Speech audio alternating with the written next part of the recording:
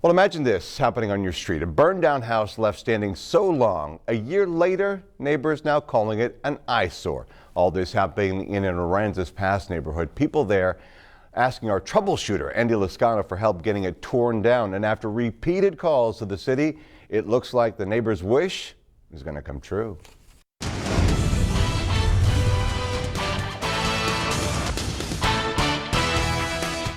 Ben Drake says he and his family have lived in their home on 10th Street on Aransas Pass since 1980. Never had any problems until last May when the house next door burned down. Well, see, when this house caught on fire, my house caught on fire also. Oh, but you got your house fixed.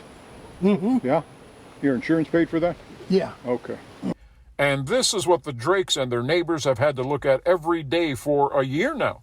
This burned out house on a small abandoned camper in the backyard, nearly hidden by weeds and tall, uncut grass growing all around it.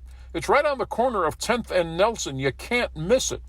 There's also an elementary school across the street, so some kids walk past this house on their way to school.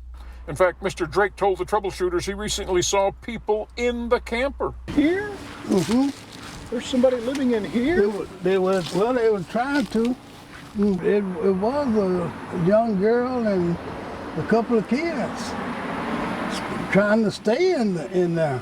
Mr. Drake says they've tried to bring the house next door to the attention of city leaders so something could be done finally, but since the city hasn't responded, the Drakes called us.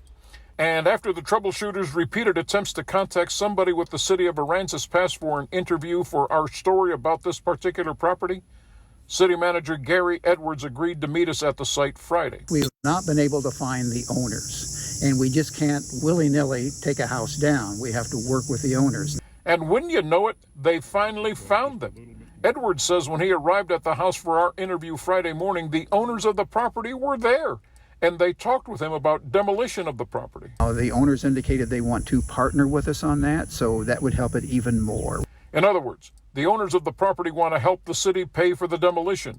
They were not at the property when we arrived.